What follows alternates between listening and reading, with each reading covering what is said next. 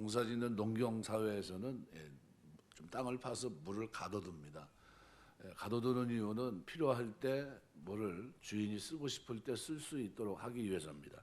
이게 오늘 본문에 기록되고 있는 1절에 본물과 같아서라는 뜻입니다. 본물은 그런 일종의 그런 형태입니다. 그래서 팔레그라는 단어인데 농사에 필요한 물을 저장해 놓는 규모가 작은 물 웅덩이를 말합니다. 이 물 웅덩이는 주인 뜻대로 씁니다. 쓰고 싶을 때 언제든지 개폐하면서 쓸 수 있습니다. 여기 저수지, 강, 시내, 운하 같은 것을 의미하는 건데 결국은 솔로몬이 왕의 마음을 바로 이 본물에 비유하고 있습니다. 그러니까 저수지나 시내, 운하의 물이 관리하는 사람, 그걸 쓰려고 조성한 사람의 계획대로 흐르게 되는 것처럼 왕의 마음 또한 하나님의 뜻대로 움직여진다는 사실을 교훈하기 위함입니다. 우리가 하나님이 저와 여러분의 마음을 본인 쓰고 싶은 대로 그죠? 쓸 수 있도록 하나님께서 하시는 겁니다. 이게 내 생각이 아니라. 그래서 성경은 하나님께서 임의대로 왕의 마음을 움직인 예들을 여러 곳 보입니다. 특별히 출애굽기 7장 3절에 보면 하나님께서 이스라엘 백성을 애굽에서 인도해 내실 때 애굽 왕 바로의 마음을 강팍해 했습니다. 그 마음을 열어서 백성을 보내주게 한 것도 하나님이고 그 마음을 다시 강팍하게 해서 하나님의 심판을 받게 한 것도 하나님이십니다. 또 바벨론 땅에서 고레스의 마음을 감동시켜서 그 많은 포로가 있고 다양한 포로가 있는데 거기서 골로고 뽑아서 흩어져 있는 이스라엘 백성을 다시 감격 속에서 꿈을 꾸는 것 같은 그런 감격 속에서 다시 돌아가게 하신 것, 고향 땅으로 돌아가게 하신 것도 하나님입니다. 고레스 마음을 감동시킨 것도 하나님이에요. 변화시킨 거예요. 그러니까 하나님이 하십니다. 이러한 예들을 통해서 평범한 일반 백성뿐만 아니라 절대 권력을 쥔 왕의 마음까지도 모두 하나님 손에 있다는 거예요. 그래서 하나님이 우리 마음과 생각을 지켜주셔야 돼요. 언제 지켜줍니까? 자꾸 반복하지만 기도할 때예요. 기도할 때 하나님 뜻을 하나님의 기뻐하시는 것을 마음판에 새기고 그죠? 이 마음에서 나오는 결정, 그죠? 초이스하는 이 순간순간 결정이 냉철하게 할 수 있도록 하나님께서 붙들어 주시는 겁니다. 우리가 거룩한 길을 걸어가는데 중요한 건 뭡니까? 마음을 지켜주셔야 돼요. 마음이 흔들흔들거리면 아무것도 안 됩니다. 죄 가운데 행하게 되고 그릇되이 살게 되고 하나님 앞에 온전치 못합니다. 근데 하나님이 근본적으로 어떻게 해요? 하나님 말씀을 따라 마음을 하나님 앞에 드리게 하시는 겁니다. 그래서 이런 의미로 본다면 대단히 중요하다. 인생과 역사를 주관하시는 분은 오직 하나님이십니다. 그래서 하나님께서 이 일을 하시고 특별히 공중 권세 잡은 사단까지도 하나님이 허락하에 모든 것이 움직이고 있다는 것을 볼 수 있습니다. 욥기서 1장 12절, 2장 6절, 요한계시록 17장 17절 같은 말씀들. 역사의 온전한 주관자는 사람도 아니고 공중 권세 잡은 사단도 아니고 오직 하나님 한 분뿐이라는 사실을 성경은 말씀하고 있는 겁니다.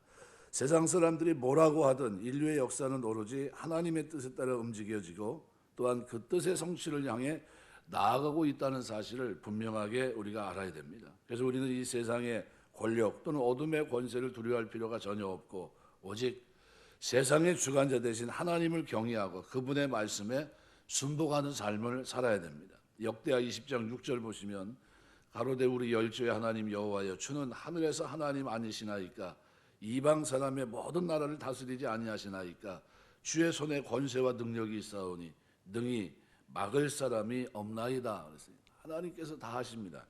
사도행전 27장 5절 보면 나는 내 큰 능과 나의 등팔로 땅과 그 위에 있는 사람과 짐승들을 만들고 나의 소견에 오른 대로 땅을 사람에게 주었노라.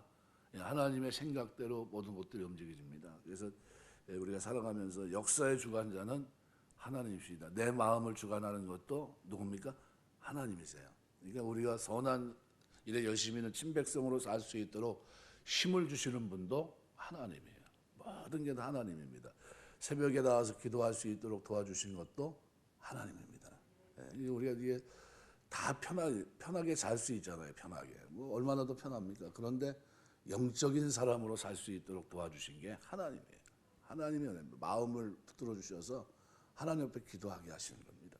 두 번째로 오늘 2절 보시면 사람의 행위가 자기 보기에는 모두 정직하여도 또 다음에 여호와는 마음을 감찰하신다. 자기 보기에는 나는 빼나이우라는 단어인데 그 단어 속에 눈이란 단어가 있습니다. 눈, 아인이란 단어가 다 있습니다. 사람은 눈에 보이는 대로 한다는 겁니다.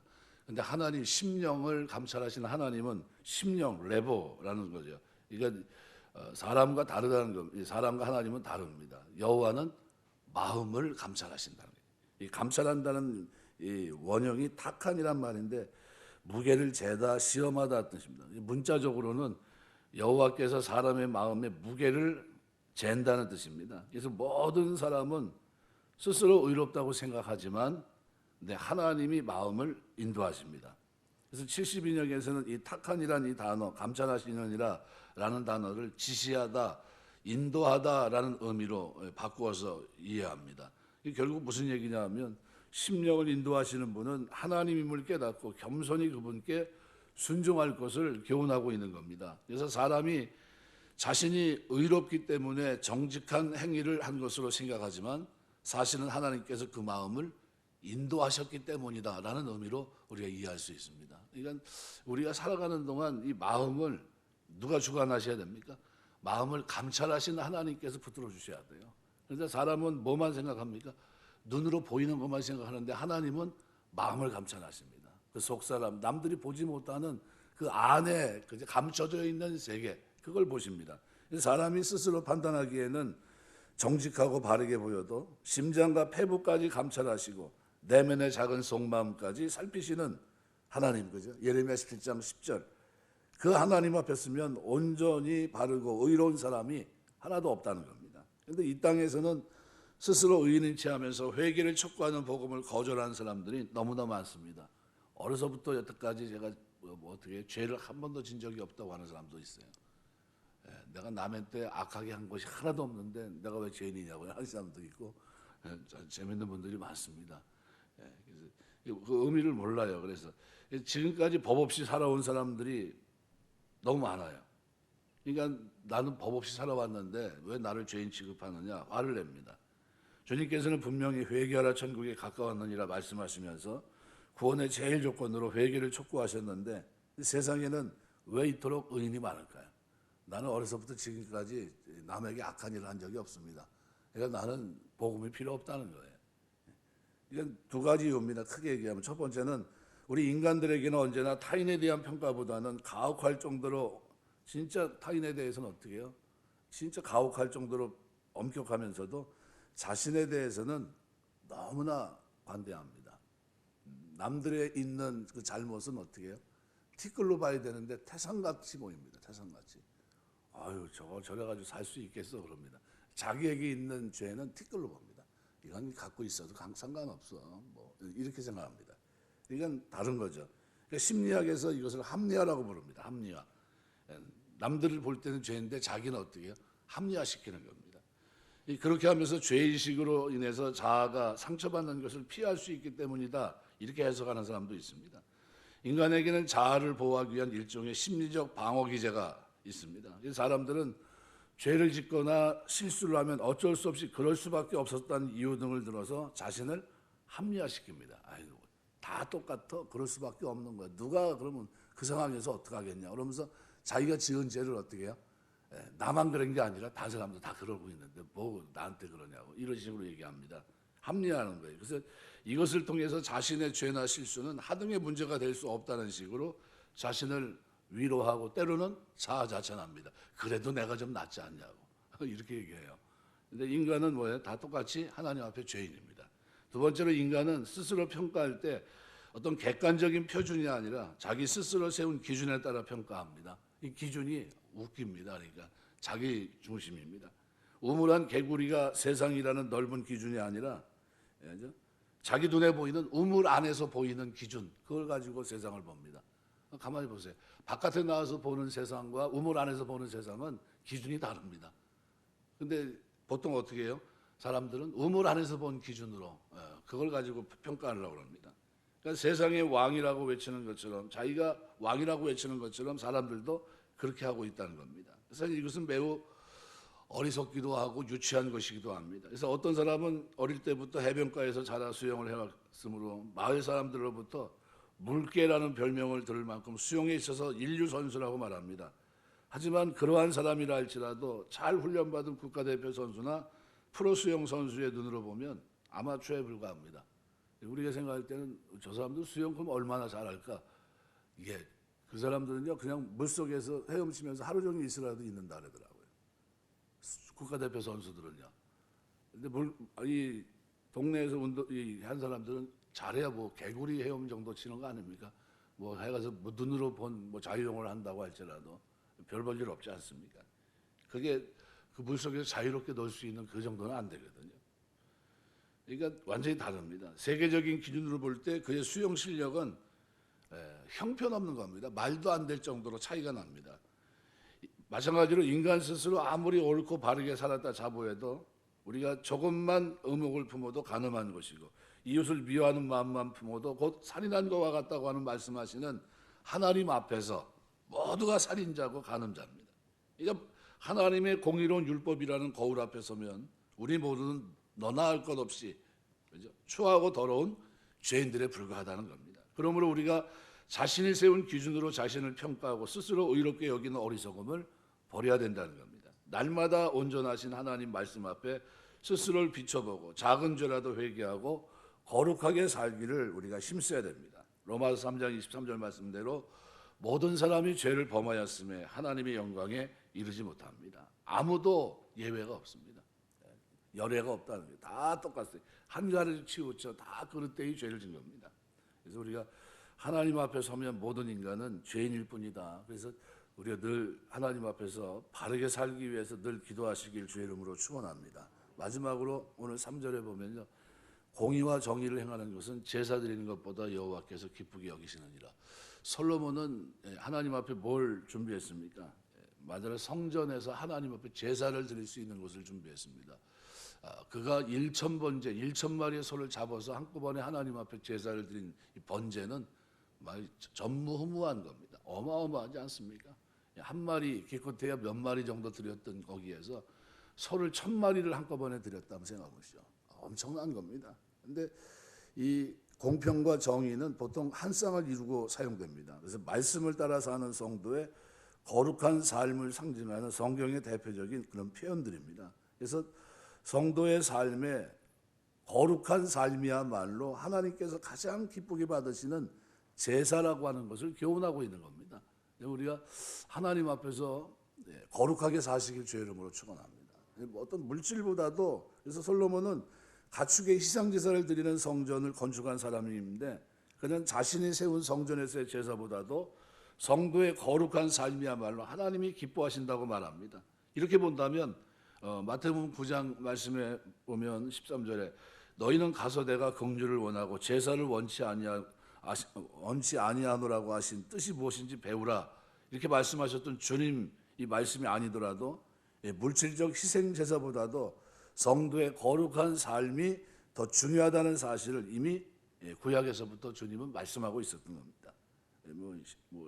우리가 잠언에도 말하지만 시편 51편 17절, 이사야 1장 11절에서 13절 다 그런 내용입니다. 그러니까 성경 전체를 통해서 이러한 교훈이 거듭 언급되는 이유는 뭐라고 생각합니까? 하나님께서 성도들을 당신의 백성으로 택하신 목적은 먼저 말씀을 따라 공의와 진리, 그죠? 공평과 정의에 따라서 행하는 그래서 세상을 구원하시는데 목적이 있기 때문입니다. 그래서 우리는 이 땅에 살아가는 동안 거룩해야 됩니다. 거룩하게 살아야 됩니다. 두 번째로 물질을 통한 희생제사는 하나님을 향한 성도의 마음의 표현일 뿐 본질은 아닙니다. 그러니까 성도의 거룩한 삶이 하나님을 향한 제사의 본체라면 물질을 통한 희생제사는 그에 따른 부수적이고 형식적인 표현이라는 겁니다. 뭐가 더 중요합니까? 삶이 더 중요한 겁니다. 거룩하게 살아가는 삶이. 그러니까 거룩한 삶이 없는 형식적인 제사는 실체가 없는 껍데기에 불과한 겁니다. 실체는 뭐예요? 거룩한 삶이에요. 하나님 우리에게 뭘 원할까요? 거룩한 삶을 원하세요. 그것이 바탕이 된 제물을 원하시는 겁니다. 그러니까 우리가 하나님 앞에 드리면서 늘 뭘 드려야 됩니까?